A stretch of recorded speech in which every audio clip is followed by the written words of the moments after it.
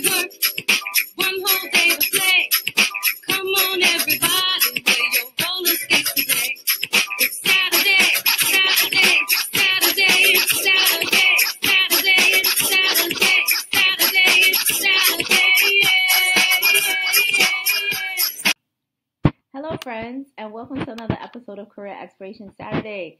I'm your host, Ebony Tyler. I have real conversations with real people about real jobs. So this week, my guest is Hannibal Collins. I want to give a big shout out to Nicole Capoli Mama for introducing us to Hannibal. Now, Hannibal works for himself as a financial literacy consultant. He shares some tips on how to get our children on the right path, thinking about their money. Apologies for the first 5 minutes. The audio is a little funky, but power through. It gets better. All right, let's jump right into my conversation with Hannibal Collins. So good afternoon. Welcome, Hannibal. Welcome, Hannibal Collins, to Career Exploration Saturday. I am so glad to have you here today. Hello, everybody. How are you? Thank you for having me. So, Hannibal, we start all of our conversations with, tell us about your 16-year-old self. Did you have it all together? Did you know what you wanted to be when you grew up? My 16-year-old self, I did not have it all together. I hate to disappoint people. I didn't have all the answers. I'm not even doing what I thought I would be doing at 16. When I was 16, I wanted to be a paramedic. What else did I want to do? I wanted to do around 17-ish. I wanted to do architecture. I had a very big affinity for architecture. I majored in it at high school at Brooklyn Tech. I love it. What I still do to this day that kind of mirrors architecture, I do real estate now. So I'm in and around architecture, but I'm not actually doing that, as the profession that I thought I would be doing at that point. So you don't have to have the answers as a 16-year-old. You don't have to know. Even in college, you're going to get a lot of pressure. I might be saying things that your parents may not want me to say, but life is really about like adapting, finding opportunities in different situations and doing the best that you can, and just trying to identify what you're passionate about. If you do that, you will not really fail at life. You won't be miserable at what you do. So just try to identify what you like doing, what value you can bring to the world. That's my advice, really. No, we have real honest conversations here. So be as honest as you want to be. You're not going to have the answers. You're going to make mistakes, and it's okay. That's how I feel. But so you were interested in architecture, and then you went into real estate. Can you tell us a little bit about working in real estate and what's that like, and how did you get into that? Working in real estate is phenomenal. I love it with a passion. I still do it to this day. I've been doing it since about 2011, which is 9 years. It's very liberating. It's very rewarding. You meet a bunch of people. You can make a lot of money. There's a lot of freedom. You make your own schedule and things like that.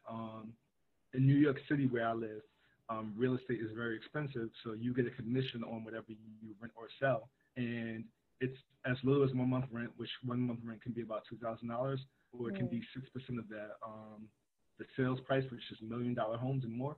So that's like $6,000 for one unit and things like that. So there's money in it.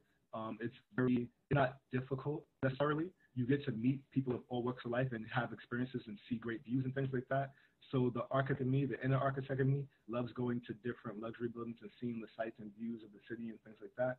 So I got into real estate looking for my own apartment when I was just in my early 20s, and I wanted to do real estate investing.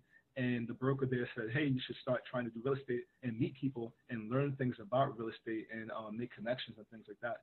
So I've been doing that for 9 years, and it evolved from being just an agent. I wound up being a leasing manager for luxury buildings downtown Brooklyn. I wound up working as an acquisition manager for an investment firm, which is buying and selling and flipping real estate and things like that. So I've been on every angle of real estate at this point, but it's very, very rewarding and liberating. And I didn't go directly into real estate, but life is like that. You're gonna have failures. You're gonna try some things. You're gonna not like some things. You're gonna pick up some things. You're gonna keep some things. That's kind of what life is about. But my early love of architecture kind of fluidly merged into doing real estate. And I don't have to do the meticulous like mathematics and stuff like that with architecture to be around it and enjoy it. And life is about really enjoying what you do.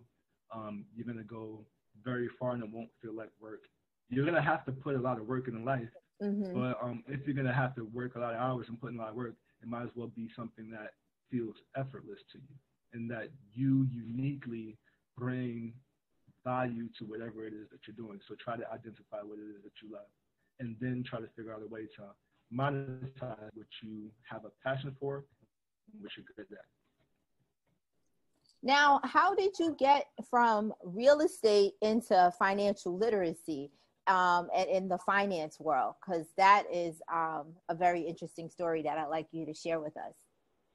Yes. So financial literacy and real estate kind of go hand in hand. And they're two very important things in this country.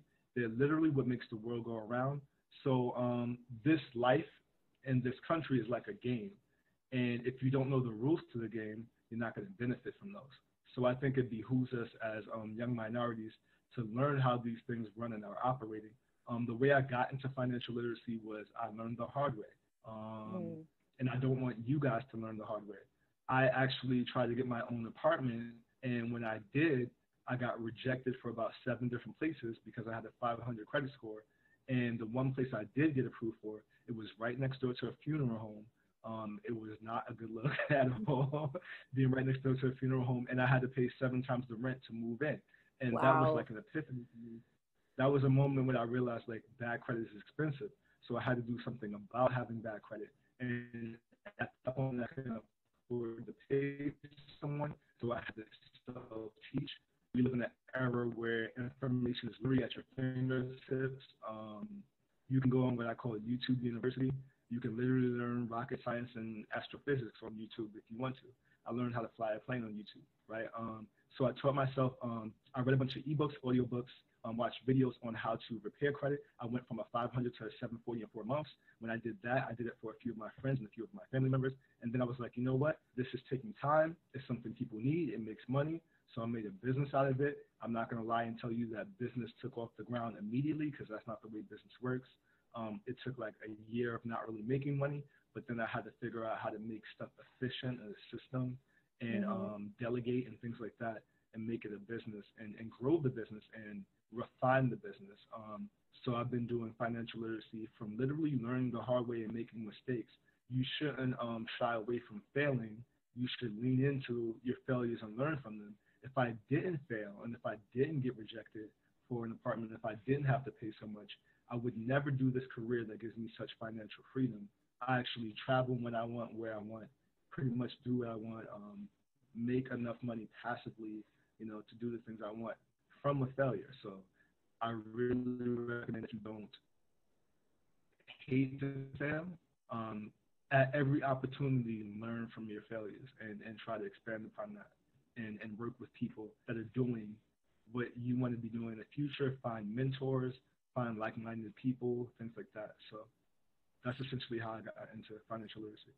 Now, is there any advice you can give a young person fresh out of high school, going into college? How can they maintain good credit and have a strong footing for their finances, for their future self?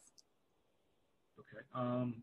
I want to answer that question. I do want to say that I want you guys, if you're going to listen to me, focus on your goals, focus on school and all that. At your age, I was not focused on that, and I wasted the opportunity. I was focused on girls and stuff like that, and none of that stuff is going anywhere. When you're 25, when you're 35, boys and girls are going to be there. So just focus on that. Now, to answer your question on how to build credit and be in a good situation, when I was your age, I was also told by my mom not to mess up your credit.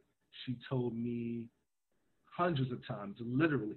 She told me to the point that she was nagging me to not mess up my credit. I'm like, okay, Mom, I hear you. Okay. She even took my cards from me when they would come in the mail so I wouldn't take it and mess up my credit. One day she was too late to get it, and I got my cards, and I'm aging myself, letting you guys know how old I am. But when I got my card, I got like the original Xbox and the original iPods that were like mad big and stuff. But I bought foolishness as a kid, and I messed up my credit. She told me not to mess up my credit, but she didn't really tell me how not to and why it was so relevant. Now, to tell you guys what to do, if you listen to me, because I hope you do, because I learned the hard way and I don't want you to learn the hard way. If I listened, I would have literally had a few homes by now, like literally, if I didn't mess up my credit. But the way you don't mess up your credit is whatever limit they give you, be responsible and don't spend 100% of the limit. Don't max it out. Don't run up the cards, as you guys want to say. Spend 30% of the limit. You have to be beneath that amount. Always pay your bills on time. Things like that. You have to understand the 5 factors of credit, which is, I don't want to get boring with it. Please do hit me up if you have questions about the 5 factors of credit. I don't know if I should get into that, but just be knowledgeable about what it is. Be responsible with your usage. Pay on time. Those are very, very crucial. Have good age of accounts. Have a good account mix. I advise not getting, this is going to be another thing that people are not going to like me saying, but I advise you not to get student loans. Education is very important. I don't want you to get what I'm saying twisted. You should always get education. I'm 33 now. Every single day I spend an hour learning something about real estate, investment, finance, anything pertaining to like life. So I educate myself now, even out of college, but I don't want you to get a student loan. Education is very important. And you can read books, get audio books, go on YouTube, anything like that, but don't get a student loan because it's the worst type of debt. It's the only debt that doesn't get discharged with bankruptcy. The only thing that gets rid of student loans is literally only death, and not even death, because your family members can inherit your debt. So don't get a student loan. I say try to get free money first. So get grants, get scholarships, all that kind of stuff. Don't cost your parents money. Don't cost yourself money. Ask somebody grown you know. If you don't want to take it from me, ask them if they'll be honest with you how much student loan debt that they have. Look, Hannibal, I'm still paying. 20 years, and I'm right. still so 20 years. Don't do it to yourself. Go into college and get a student loan. And when you're young, all this stuff isn't really important to you. I don't know about you, but when I went to college, like, again, I was paying attention to girls, hanging out in the cafeteria, rapping, doing all kinds of different stuff like that. So why run up $50,000 a year on yourself on that when you can try to get free money first, which is grants, scholarships. And if you're going to borrow money, get any type of debt but a student loan, because it's just the worst type of debt, literally. So I am going to 100% agree with you on that. But I like that you said about the credit is to maintain 30%. Don't run up those cards. Mm-hmm. And so your business, because you are self-employed, yes, and your business is helping people maintain their financial freedom for the most part, right? Absolutely. How did you get into working in finance? So it was literally, I tried to pay attention to people that are successful, and I try to mirror people that are successful. And I've always sought knowledge from people like that, paying attention to it. Being in the careers, like I told you, like real estate, you see the breadcrumbs of success. You see how people make money in this country, and a lot of money is built through real estate and finance. And when I taught myself how to fix my credit, I realized the benefits and perks that kind of affords you. In my life, I worked my butt off since I was 16, 3 jobs at a time to make money to try to invest with.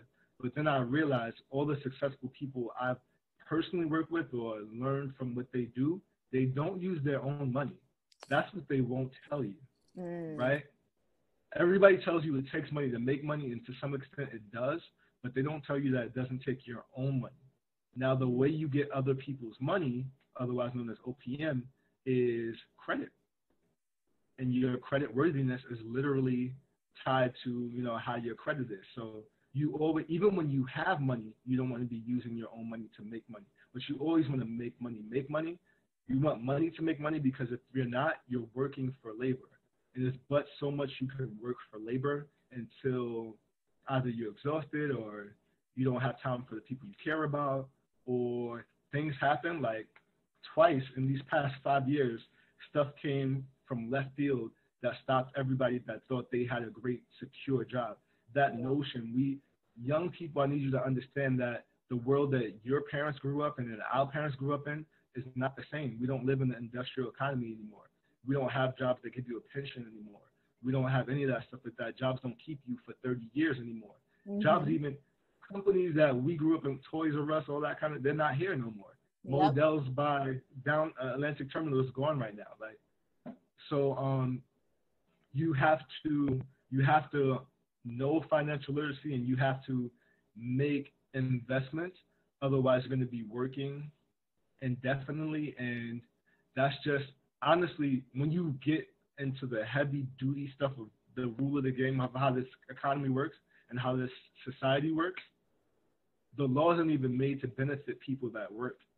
Like, they're taxed the most. They don't get to write off anything. I'm going to give you a very simple example, kids, of what I'm saying. If person A made $100,000 and person B made $100,000, and person A was an employee, they would get taxed before they touch their money at like 40%, 40% of what they make, which is $40,000, versus person B, who gets all of their $100,000, spends their money on what they need to, gets to write off the expenses of the things they do anyway, take that away from what they owe in taxes, and get taxed way less. Do you want to get taxed 40%, or do you want to get taxed 15%, right? Now, if you think what I'm saying is a lie, think of really wealthy people. Think of, I'm still Asian myself. Think of like Mitt Romney years ago, where they was like, hey, you made $50 million. You paid less than someone that made $50,000. And he said, that makes me smart. Now, that was a jerk thing to say, but when you know the rules of the game, you can benefit from it, right? I, working for myself and having an entity, having an LLC, I get to write off everything I do. I got to write off when I go to concerts, Brooklyn Nets games, when I travel, when I went to Miami, when I went to Colorado, when I went to Cali, when I went to Turkey, when I went anywhere, Puerto Rico, things like that. I get to write it off, things I'm doing anyway. If you're a girl and you're an influencer and you have a company, you can write off your makeup, your hair, your bundles, your clothes, all that kind of stuff, right? Anything you want, your car, all the kind of things that you want to do in life, if you position it the right way and you know financial literacy, you can have all the benefits of the luxuries of life and not the expenses of it, and kind of strategize it in a way where you can take advantage of all these things. And that was kind of fascinating to me when you see how are these people doing this stuff. Like, working in everything you do is a learning experience. Working for the luxury buildings that I was working for, doing real estate management, I'm like, why do all these wealthy people? I had affordable apartments and I had upper end apartments. I'm like, what is the difference? What are these accounts they have? Why? Why do all of them not have Bank of America? Why do they have Barclays? Why? Why do they not have a 401k? Why do they have a Roth IRA? Why? There's a method to the madness. There's something they're not telling us. And I'm like, I want to know this stuff. And I learn this stuff so I can teach us this stuff so we can benefit from it. Like, they don't give their kids allowance. They have their kids on their payroll from an entity, and like, they can pay their kids $12,000 a year, tax-free to themselves. The kids don't pay taxes on up to $12,000 a year.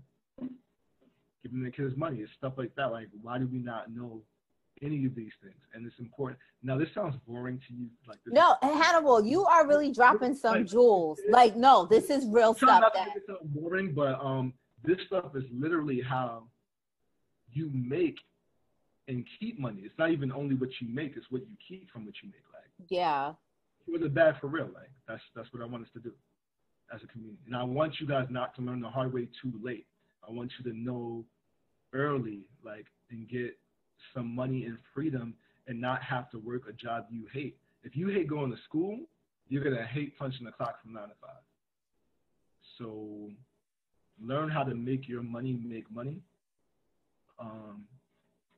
so you can do what you want when you want. Can you tell us a little bit about these corporate internships, financial internships that you worked in? And like, tell us about the people who you were meeting and, you know, what they were sharing with you that also helped you frame and navigate what you're doing.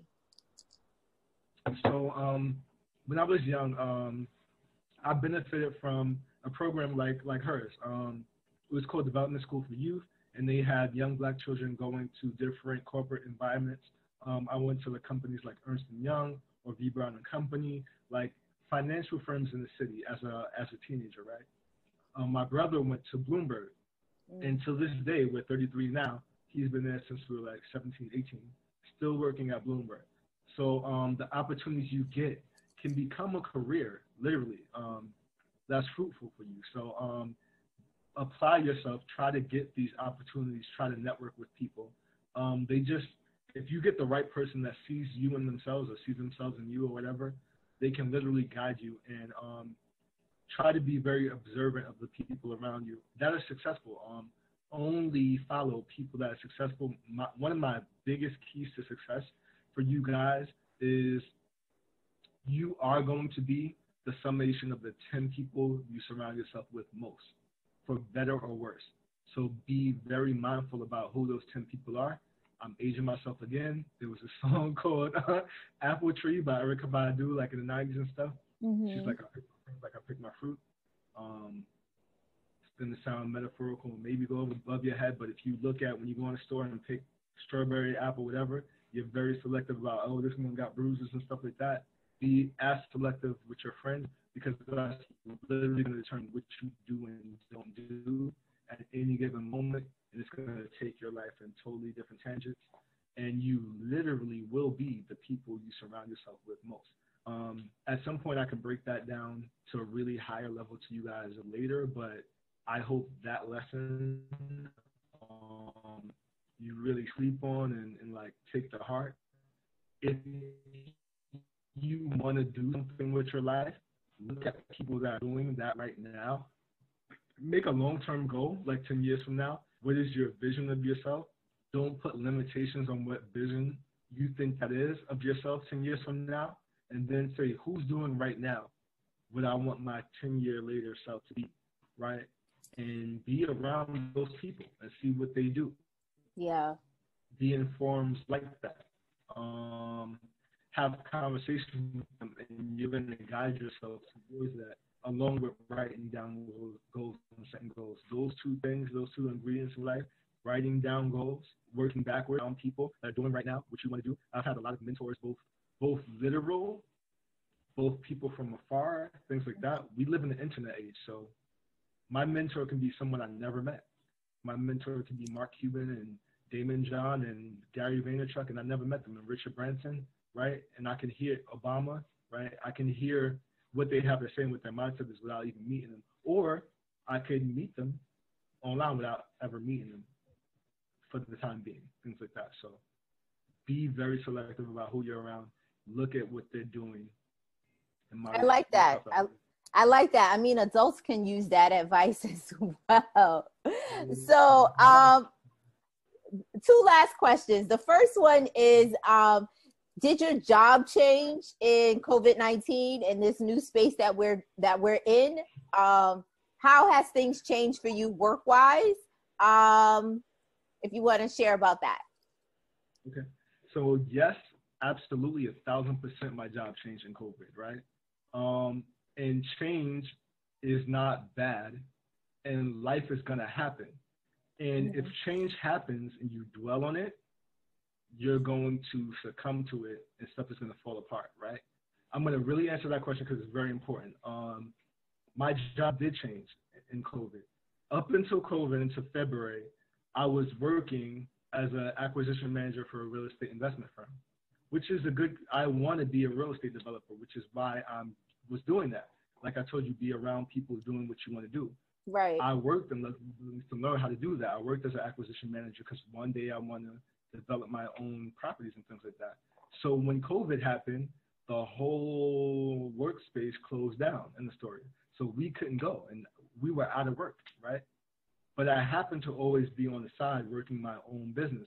Being that I messed up my credit years ago and fixed it, I had a credit repair business. Last year, it wasn't going great because I was a one-man job doing everything. You burn yourself out when you don't outsource. So I had it. It wasn't my main thing. It was my side thing. I also was doing telecommunications for my whole life, like gigs like that, working for Amazon, Samsung, Verizon, things like that. So all those things were my day jobs, and all those kind of day jobs shut down in COVID. We were in state of quarantine where nothing, I live in New York City. So everything shut down, which is why I'm saying to you earlier when I said, when you work for money, something can happen that cuts that off like that quickly. And I've worked for companies. The reason I want to be an entrepreneur and stuff is the more you work for someone, at some point you're going to realize they're not going to pay you what you're worth, and they're not going to care about you as much as you do. And I've had a number of companies lay off the whole department in 2 days notice, 3 days notice, multiple times, right? I've had a manager have a heart attack and they expect him back in 2 weeks.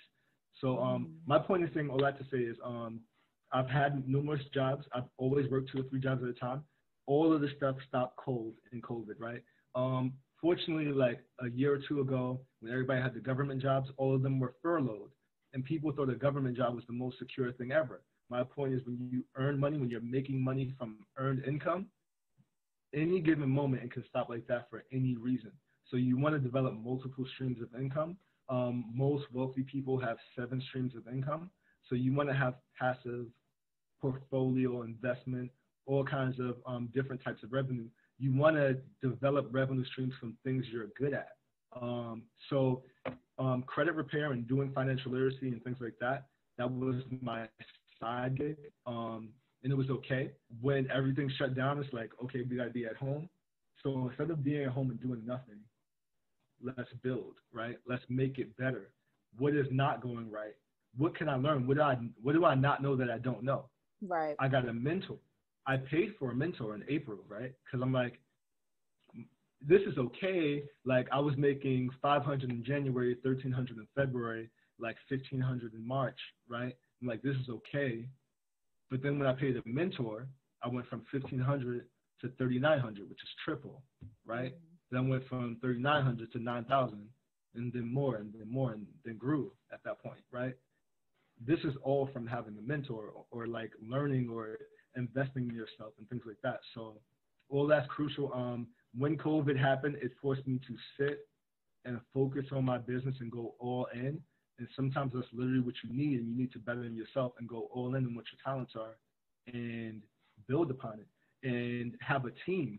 When I was, like I said, when I was doing it by myself, there's but so much you can do before you burn. You can't be a chef, cook, the bottle washer, the waitress, all that kind of stuff. You need to have a team. So the minute I started outsourcing and getting a team, my business started expanding, right? And growing. So now I'm doing this full time, and I can do it from wherever I want. I did it from Puerto Rico, Colorado, Turkey. I'll be in Cuba. Like just a bunch of, you can do what you want, where you want, when you start to kind of better yourself. And it's going to be scary. I don't want to give you the perfect rosy picture because entrepreneurship is not that. I want to be honest that there are going to be up and downs and things like that, but you definitely have to learn. You have to be prepared to take the life lessons. You have to roll with the punches. Life is going to come at you. Things are going to change. But if you keep a positive attitude about the things that happen and you think critically, like, don't say, I can't do this. Say, how can I do this, right? If something happens to you, figure, how can I position it? Everything in life is going to be good or bad, and there's going to be someone that knows how to make good of it. We're in a very bad situation economy-wise. We're going to be in a worse situation in a few months, right? But you got to think, how can I position myself? Someone's going to win in this. If you think I'm lying, they put a news article out. They said that the world's like top 5 billionaires like doubled and tripled their wealth in this recession. Yeah. And this is a recession, quarantine, everybody's backstopped and shut down, but they made more money. It's how do you figure how I made more money? I told you January is 500, 1,300, 1,500. I made more. I made from 4,000 to 9,000 and more, right? So you got to figure out in a bad situation, how do you make money? And people in financial literacy and real estate make most of their money when times are bad. So research, do Wow. knowledge. What changed my life is I spent less time watching TV and more time watching. This information is free, so go get it.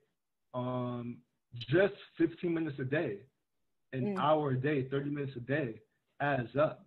If people feel like I know a lot, I literally spend an hour a day learning something new about real estate, investment, taxes, finance, all that credit, all that stuff, right? So put the work in, work on your craft, be passionate about what you do, surround yourself with like-minded people, have mentors. She's doing a great job for the community, and for you guys to like pay attention to this, take advantage of it. When I was your age, I didn't. There's a lot of things I could have really taken more advantage of. I went to Brooklyn Tech that I could have got. We had lots of master's programs and things like that. There's free knowledge that you got to pay tens of thousands to get otherwise that I could have got for free.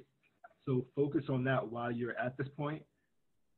People aren't going nowhere. Can I be blunt with like the fellas real quick? Like I know it's gonna be another thing parents kind of hate, but yes, fellas, tell like, us. Yes. Fellas, whoever's fine now, they're probably gonna fall off by the time you're 30. So don't focus on that right now. That also applies to too.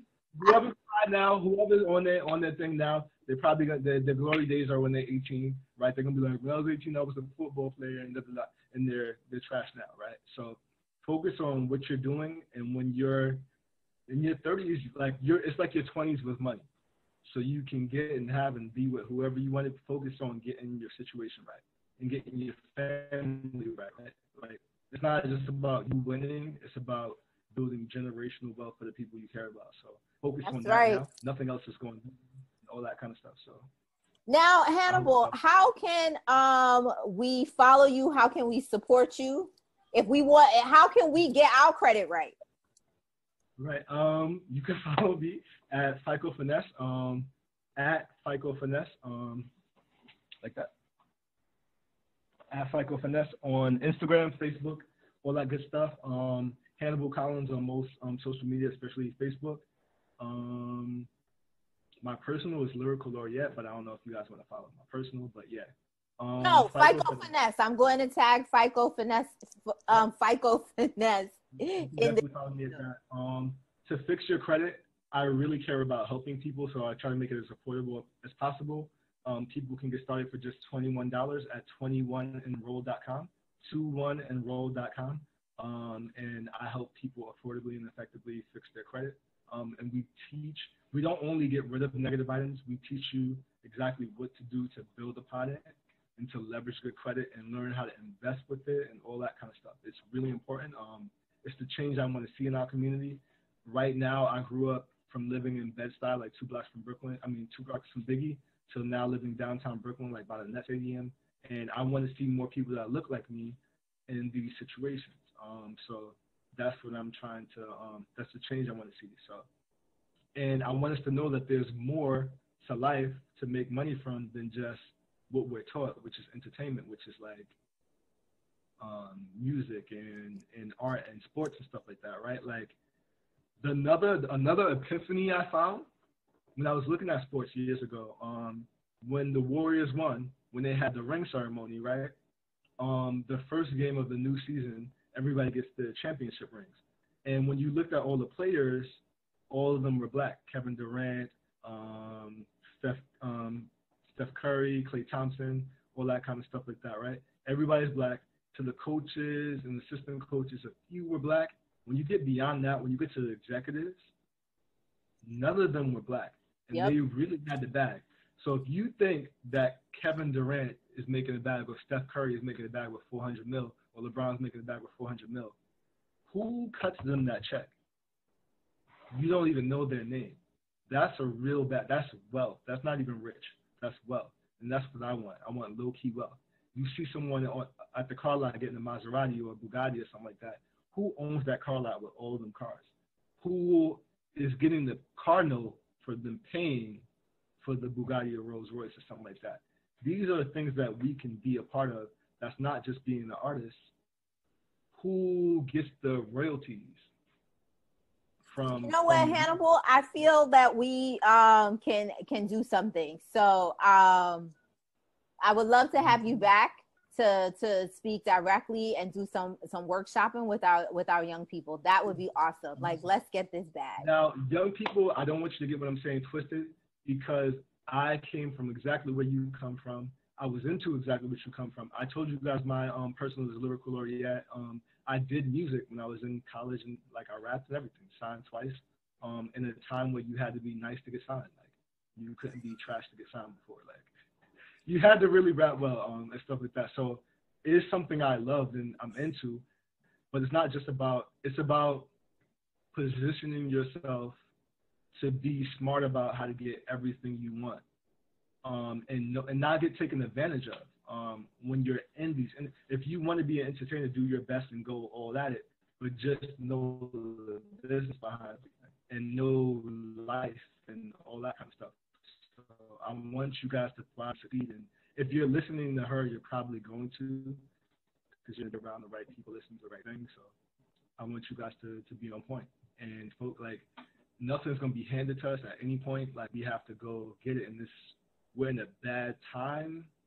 And it's about knowledge, because in life comes in cycles. Because when I was your age, the last recession was here, right? When I was your age, it was the recession of 2008, right? And I didn't know enough. But if I knew what I knew now in 2008, I'd be rich already. So don't miss this now. Times are bad. Just like I told you a few moments ago, figure out how to position yourself to make a bag in a bad situation. If I knew what I knew now in 08, I would literally be a multi-millionaire, because I would have bought a bunch of investment property without my own money in 08, but I didn't know enough. But now I'm waiting for things to get bad. The housing market is going to crash. It's going to. You can be sad about it, or you can position yourself to benefit from it and have your family benefit from it, and not let stuff happen to us. Like, in our community, everything gets gentrified and stuff. Like, these are the rules to the game. We got to learn it so we can do it and keep ourselves in this community and things like that. So it's all important. Don't sleep on it, because life will either pass us by or we'll take it by the horns and do something about it. So. Thank you so much, Hannibal. This was great. Thank you so much. Thank you guys for listening. Thank you so much, Hannibal, for sharing. Thank you for sharing your journey with us. So some takeaways are: follow the people that you want to be like. You don't have to know them personally for them to be your mentors. Follow their work, read their books. 2, spend an hour a day learning something new. And 3, be responsible with your credit and pay on time. Welcome to the Liberated Success Community, Hannibal. You can follow Hannibal on IG at FICO Finesse and reach out to him to repair your credit. All right, so we're going to make sure that he is tagged in the video. All right, so I want to thank everyone who came through to part 2 of the New York City Civil Service 101. Our presenters were outstanding, and the participation was amazing. And the panel discussion was excellent. Now, if you want to check out the panel discussion, you can check that out on my Patreon channel. We have $5, $10, and $15 subscriptions. So if you want to get that wonderful panel discussion where we talk to a director of HRA, we talk to an NYPD lieutenant, and we talk to a dispatcher for the MTA, you definitely want to subscribe to our Patreon channel to get that content. All right, so Monday we kick off our college webinar series. Our first webinar is Monday at 6 p.m. and it's financing your higher education. And the next Monday we're going to have how to write an effective college essay. Both of these webinars are free. All you need to do is register to get the Zoom link. The link is in the bio. You already know. All right, I'm not going to hold you too much longer because I got things to do. I'm a mama. I got mad stuff to do with these kids today. So, you know, if you like this video, show us some love with a donation. All of Liberated Success programming is supported by donations from our community. You know where the donation button is. It's the link in my bio. It's the first comment on Facebook. Thank you for watching all the way to the end. We will save ourselves. Wear your mask, wash your hands, physically distance, and all Black Lives Matter. And don't forget to vote. We are literally days away. I voted early last Saturday. The line was 2 hours, but it was worth it. I did my part, and now it's up to the rest of you, and it's up to the universe. And it was such a delight to see my favorite congressman on the ballot, Hakeem Jeffries. Look, if you know Hakeem Jeffries, tell him that he needs to come on Career Exploration Saturday, because I want to know, how did a young man from Midwood High School get to DC and represent Brooklyn in Congress? I want to know. So if you know Hakeem Jeffries, please send him our way. All right, guys. See you next week. One whole day to play. Come on, everybody, wear your roller skates.